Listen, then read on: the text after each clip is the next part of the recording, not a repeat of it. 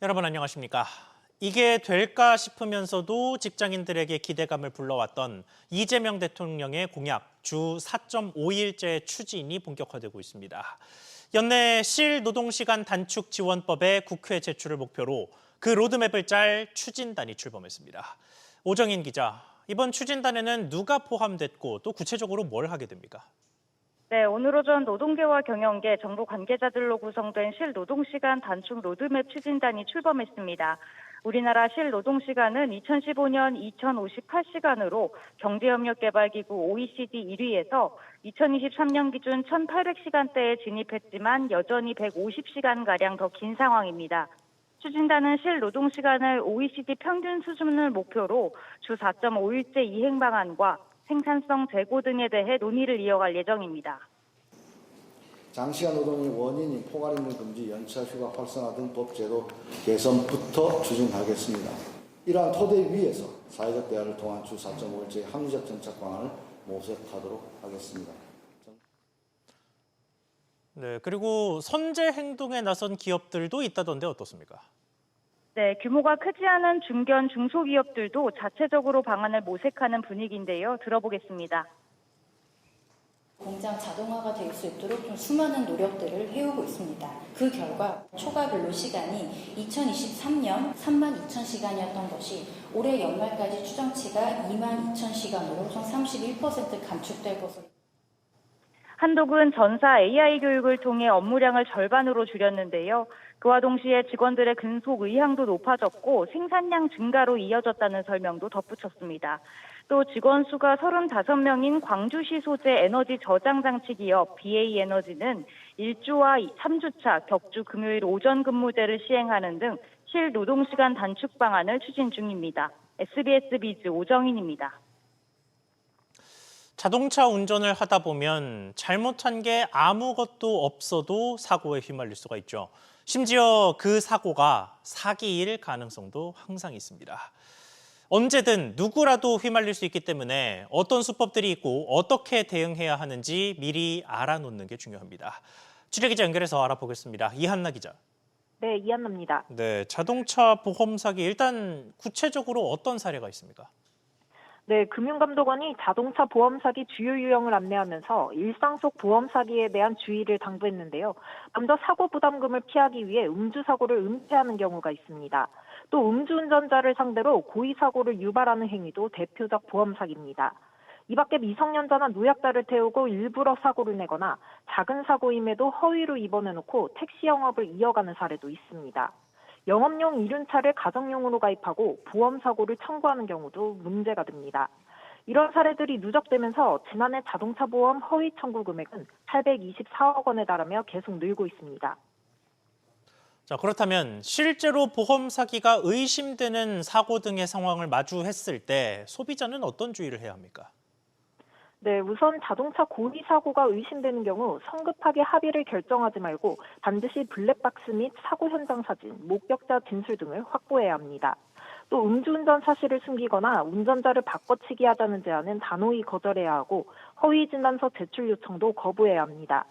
렌터카 비용을 부풀려 청구하거나 가정용으로 가입한 차량을 영업용으로 쓰는 행위도 피해로 이어질 수 있습니다.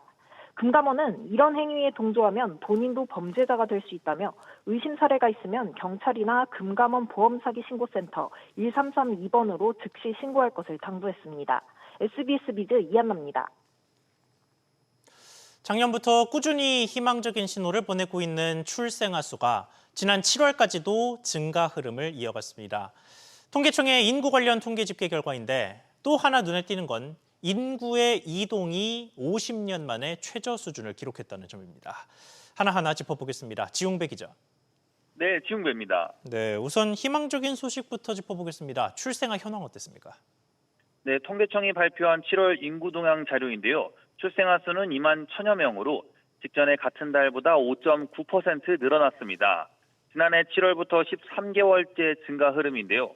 특히 누적 출생아 수 증가율도 7.2%로 올해 내내 역대 최대치를 기록 중입니다. 특히 작년 2분기부터 이어진 혼인 증가와 30대 여성 인구 증가, 출산에 관한 인식 개선 등이 꾸준히 영향을 미치고 있는 것으로 풀이됩니다. 출산 선행지표 격인 결혼도 16개월째 증가세를 이어갔는데요. 혼인 건수는 2만여 건으로 1년 전보다 8.4% 증가했습니다. 반면 이혼 건수는 7월까지 누적 5만여 건에 그치며 역대 가장 적은 수준에 머물렀습니다. 이런 가운데 팬데믹 시국과 고령화로 증가세를 보이던 사망자 수는 전년 동월 대비 0.7% 감소하면서 7월 기준 4년 만에 감소세로 돌아섰습니다. 네, 그리고 인구의 전체적인 이동은 상황이 어땠습니까? 네, 인구 이동 통계 자료에 따르면 지난달 이동자 수는 49만 3천여 명으로 1년 전보다 3.5% 줄어 같은 달 기준 49년 만에 가장 적었습니다. 시도별로 보면 서울 인구가 약 1,800명, 경북과 경남도 1,000명 넘게 빠져나갔고요. 반면 경기가 4,000명, 인천이 1,900명가량 유입됐습니다. 특히 흐름상 보면 광주와 제주는 각각 3년 8개월, 2년 1개월째 인구가 빠져나가며 감소세가 장기화되고 있습니다. SBS 비즈 지웅배입니다. 이렇게 우리나라의 출생 관련 지표가 희망적인 움직임을 이어갔습니다만 산모들을 힘들게 하는 문제들도 산적해 있습니다. 특히 수요에 비해서 공급이 적은 인기 산후조리원들이 넉넉한 시간 여유를 두고 예약을 취소해도 한 푼도 환불해주지 않는가 하면 신생아가 전염병에 걸려도 책임지지 않겠다는 등의 배짱 영업을 해왔던 것으로 나타났습니다.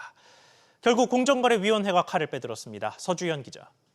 네, 서주현입니다. 네, 공정위가 구체적으로 뭘 개선했습니까?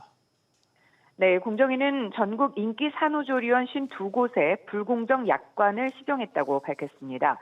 산후조리원 이용률은 지난해 85%로 산모 거의 다가 이용한다고 볼 수 있는데요. 반면에 선호도는 71%로 감소했습니다. 가장 큰 불편으로 지적된 건 위약금과 계약 관련 사항인데요. 일부 조리원들은 입실 예정 3개월 전에 취소를 요청해도 계약금을 한 푼도 환불해주지 않았습니다. 공정위는 입실 한 달 전에는 전액을, 열흘 전이라도 30%까지는 환불하도록 시정했습니다.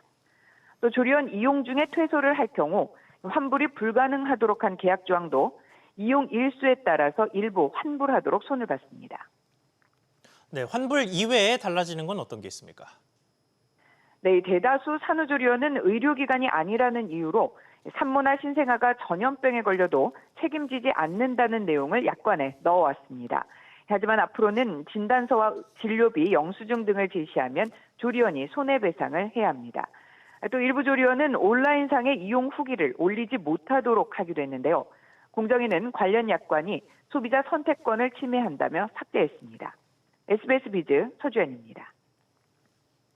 임신부를 불안하게 하는 소식이 최근에 또 하나 등장했죠. 도널드 트럼프 미국 대통령이 임신부의 타이레놀 복용이 자폐아 위험을 높인다고 지적했습니다. 이에 우리 보건당국도 해당 발언의 검증과 검토에 나섰습니다. 이정민 기자, 일단 현재까지 식품의약품안전처의 입장은 뭡니까? 식약처는 어제 아세타미노펜 성분을 함유하는 제재의 제조, 수입업체들로부터 의견과 자료를 받고 관련 자료와 근거를 신중히 검토해 나갈 예정이라고 밝혔습니다. 타이레놀은 대표적인 아세타미노펜 성분의 진통제인데요. 트럼프 대통령은 현지 시각 지난 22일 백악관 기자회견에서 임신 중 타이레놀 복용이 자폐아 위험을 높이는 것으로 나타났다고 말했습니다. 미 식품의약국을 통해 이 같은 내용을 의사들에게 통보할 것이라고도 밝혔는데요. 트럼프 대통령은 지난 2000년 대비 자폐증 유병률이 약 400% 늘었다는 보건당국 통계를 근거로 들었습니다. 그러면서 이웃나라인 쿠바엔 타이레놀이 없고 본질적으로 자폐가 없다고 한다고 덧붙였습니다. 네, 아무래도 트럼프 대통령 발언 자체가 나온 지 며칠 되지 않았다 보니 국내 입장 역시 원론적인 수준에 그치는 것 같은데, 그러면 그동안 누적된 국내외 의료계의 전반적인 입장은 어떻습니까? 폐하에 위험하지 않다는 입장이 지배적입니다. 유럽연합은 유럽의약품청이 임신부의 타이레놀 복용에 대해 많은 양의 데이터를 살펴본 결과 위험한 점은 발견되지 않았다고 밝혔습니다. 세계보건기구도 위험성과 관련된 증거가 일관성이 없다는 입장입니다. 미 FDA도 아세트아미노펜과 자폐증 사이에 연관성은 있지만 명확한 인과관계는 입증되지 않았다는 의견을 내놨습니다. 아세트아미노펜은 폐하 심혈관계에 해로울 수 있는 이부프로펜 성분 대신 임산부들에게 많이 처방되었습니다. 국내 의료진도 임신 초기 고열은 태아 기형을 유발하는데 열을 떨어뜨리려면 타이레놀 외에는 대체제가 없다고 지적하고 있습니다. SBS 비즈 이정민입니다. 다음 소식입니다. 대규모 주문 취소 사태 이후 1년 넘게 막혀 있는 미국 주식의 주간 거래가 오는 11월 2달 뒤 재개됩니다. 편의성 면에서는 환영할 만한 일이지만 사태 재발을 막을 안전장치도 필요하겠죠. 각종 안전망을 포함한 재개 준비 상황을 신다미 기자가 전하겠습니다. 지난해 8월 5일 미국 증시 폭락으로 주문이 몰리자 당시 유일한 주간거래 대체거래소인 미국 블루오션은 접수된 주문을 일괄적으로 취소했습니다. 이에 국내 투자자들은 적절한 매매 시기를 놓쳐 6,300억 원 규모의 피해를 입은 것으로 추산되고 증권사들도 1년 넘게 미국 주간거래를 중단했습니다. 오는 11월 미국 주간거래를 재개하며 블루오션은 신규 시스템을 도입해 거래 용량을 개선하고 사고 재발 시 보상 정책을 마련했습니다. 시스템 오류가 발생하면 월 25만 달러까지 보상해줄 방침입니다. 이번 재개 때는 블루오션의 시스템 정비 외에도 투자자 보호를 위한 안전장치를 마련하기로 했습니다. 먼저 주간거래를 재개하는 국내 증권사는 2개 이상의 브로커 및 현지 대체거래소와 주문 회선을 연결해야 합니다. 만약 하나의 거래소에서 전산장애 등 문제가 발생하더라도 다른 거래소로 전환해 거래를 이어갈 수 있도록 하기 위해서입니다. 이에 더해 사고가 발생하면 주문을 신속하게 되돌릴 수 있는 시스템도 구축합니다. 지난 블루오션 사태 당시 일부 증권사는 취소된 거래를 일일이 선별해 처리한 탓에 정규장까지 거래를 하지 못해 피해를 키웠습니다. 롤백 시스템을 갖춰있기 때문에 주문 오류라던가 아니면 갑자기 취소가 현재에서 됐다. 그러면 국내 증권사에서 그거를 바로 발견해서 바로 복구할 수 있는 시스템이기 때문에 정규장까지 피해가 안 갈 것으로 예상이 됩니다. 금융감독원은 거래 재개 이후 내부 통제 미흡 등으로 인해 대규모 전산 사고 등이 발생하는 경우 엄정 조치할 것이라고 밝혔습니다. SBS 비즈 신다입니다. 최근에 연달아 터진 해킹 사태와 관련해 국회가 청문회를 열었습니다. 대규모 해킹의 시작을 알렸던 SK텔레콤부터 KT와 롯데카드 등 관계자들이 모두 나왔는데 현재까지 나온 새로운 소식들 정리해 보겠습니다. 김한나 기자. 네, 김한나입니다. 네, 일단 KT 보겠습니다. 특히 무단 소액 결제 사태를 두고 의원들의 질타가 쏟아졌는데 구체적으로 어떤 이야기가 오갔습니까?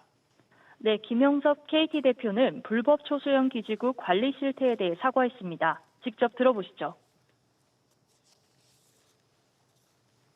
관리 어떻게 하고 계신가요?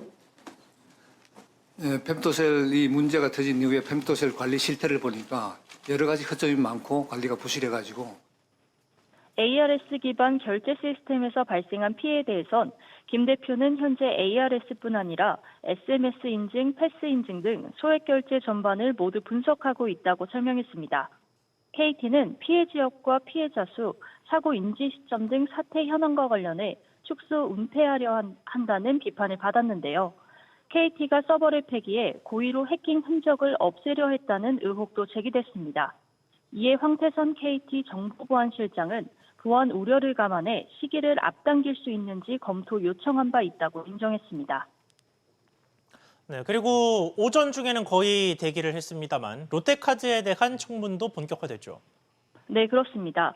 조자진 롯데카드 대표를 비롯해 윤종아 MBK 파트너스 부회장이 출석했습니다. 재발급 신청이 늦어지는 것에 대해 조 대표는 현재 카드 재발급 신청이 100만 건 가까이 밀려 있다며 이번 주말까지 대부분 해소될 것이라고 설명했습니다. 또 롯데카드는 키인 거래 시 부정 사용 가능성이 있는 28만 명을 대상으로 추석 연휴 전까지 보호 조치를 완료하겠다고 밝혔습니다. 의원들의 압박이 거세지자 조 대표는 이번 해킹 사태에 대해 사임까지 고려하고 있다고 말했습니다. SBS 비즈 김한나입니다. 부동산 시장을 둘러싼 복잡한 방정식 중에는 집값을 잡기 위해 공급을 늘려야 한다는 주장과 공급을 늘리기 위한 규제 완화가 심리를 자극할 수 있다는 우려가 상충됩니다. 이런 가운데 서울시가 재개발 지역의 용적률을 풀겠다고 밝혔던 대책을 광범위하게 적용하겠다고 밝혔습니다. 류정현 기자, 이게 서울시의 자체적인 재건축 규제 완화 대책이죠? 그렇습니다. 서울시가 시내 31개 재정비 촉진지구 모두 110개 사업장에 대해 용적률 완화 등 규제를 철폐하는 내용을 골자로 한 민간주도 주택 공급 확대 방침을 밝혔습니다. 오세훈 서울시장이 오늘 오전 재정비 촉진 사업 규제 철폐한 1호 사업장인 미아 2구역을 방문한 자리에서 더 이상의 사업 지원은 없다며 재정비 촉진 사업 정상화 의지를 내비쳤습니다. 이에 따라 앞으로 이들 지역 내 재건축 주택들은 20%였던 기존 용적률이 30%까지 올라가게 되고 법적 상한 용적률도 1.2배로 확대됩니다. 아울러 고령화, 저출산 대책 시설이나 친환경 시설 설치 시 추가 용적률 혜택을 제공하는 한편 일반 정비 사업에만 적용하던 사업성 보장 인센티브 제도 역시 재정비 촉진 지구에도 도입됩니다. 네, 다만 역시나 집값을 자극할 수도 있다는 우려가 나오죠. 그렇습니다. 당장 예정된 미아 2구역만 해도 이번 서울시 규제 완화로 기존 3,519세대로 계획됐던 주택 공급이 약 4,000세대로 늘어날 예정입니다. 아시다시피 용적률 상향은 정비사업 수익성의 기대감을 끌어올리기 때문에 곧바로 집값을 자극할 우려가 있습니다. 더 많은 세대가 들어올 수 있게 되면 그만큼 사업성이 높아져 조합원이 가진 입주권 등의 가치가 상승할 수밖에 없고 이 기대감이 집값에 선반영되는 겁니다. 정부가 지난 6월 내놓은 초강력 대출 규제로 일단 눌러놓은 서울 집값이 서울시의 규제 완화로 자칫 자극을 받진 않을지 지켜봐야 할 것으로 보입니다. SBS 비즈 유정현입니다. 이재명 대통령이 유엔 총회 기조연설을 시작으로 체코와 우즈베키스탄 정상과 잇따라 회담을 가지는 등 다자 외교 데뷔전을 치렀습니다. 교착 상태에 빠져 있는 미국과의 관세 협상은 다음 달 말 경주에서 열리는 에이펙 정상회의 때 합의안 마련에 총력을 기울인다는 방침입니다. 우형준 기자의 보도입니다. 취임 후 첫 유엔 총회 연설에 나선 이재명 대통령은 190여 개국 정상들이 모인 자리에서 우리나라의 AI 정책에 대해 소개했습니다.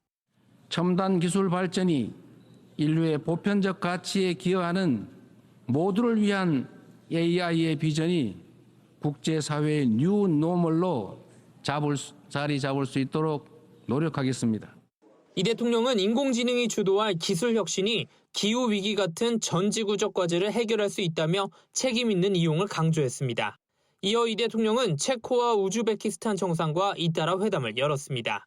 파벨 체코 대통령과는 신규 원전 건설 최종 계약 이행 방안을, 미르지요예프 우즈베키스탄 대통령과는 철도와 공항, 도로 등 교통 인프라를 비롯해 핵심 광물 등 공급망 분야에 대한 협력 방안을 논의했습니다. 트럼프 대통령과의 깜짝 회동은 없었지만 대통령실은 교착 상태에 빠진 한미 간 관세 협상의 돌파구를 찾기 위해 양국 재무라인 등 다양한 채널을 통해 협의를 이어가고 있다고 밝혔습니다. 위성락 대통령실 국가안보실장은 타결 시점에 구애받지 않고 협상에 임하지만 최대한 신속한 합의점 마련에 노력하겠다며 경주 에이펙 정상회의에서 합의안 마련에 총력을 기울인다는 방침입니다. 구윤철 경제부총리는 스콧 베선트 미 재무부 장관과 별도로 회동할 것으로 알려졌습니다. 한편 순방 셋째 날인 내일 이 대통령은 인공지능과 국제평화안보를 주제로 한국 정상 가운데는 처음으로 유엔 안보리 공개 토의를 주재합니다. SBS 비즈 우형준입니다. 코스피가 사흘 만에 약세로 전환했습니다. 오후 3시 기준 코스피는 0.5% 이상 내린 3,467 내외에서 거래되고 있습니다. 코스닥 지수는 1.4%가량 떨어진 860포인트 안팎에서 오르내리는 중입니다. 달러원 환율은 어제 주간 종가보다 3원 가까이 올라 1,395원 선으로 올라섰습니다. 관세청 인천본부세관이 유명 한국 브랜드를 도용한 중국산 화장품 7천여 점을 밀반입한 업체 대표 50대 여성 A씨를 불구속 입건했습니다. A씨는 지난 2에서 5월 설화수 등 한국 브랜드를 도용한 시가 8억 원 상당의 중국산 화장품을 몰래 들여와 국내에서 유통 판매한 혐의를 받고 있습니다. 인천세관은 A씨를 피의자로 특정했으나 아직 검거되지 않아 지명수배 상태로 검찰에 송치했다며 정품보다 현저히 저렴하거나 정식 수입 여부가 불분명한 제품에 대해 각별한 주의를 당부했습니다. 국제통화기금 IMF가 우리나라의 올해 경제 성장률 전망치를 0.8%에서 0.9%로 소폭 상향하고 내년 성장률 전망치는 1.8%를 유지했습니다. IMF 한국미션단은 국내 수요가 점진적으로 회복되고 견조한 반도체 수요가 다른 수출 감소를 상쇄할 것이라며 이같이 밝혔습니다. 또한 AI 대전환을 비롯한 구조개혁과 함께 연금제도 개편, 재정 수입 조성, 그리고 지출 효율화 등 장기적 재정 건전화가 필요하다고 지적했습니다.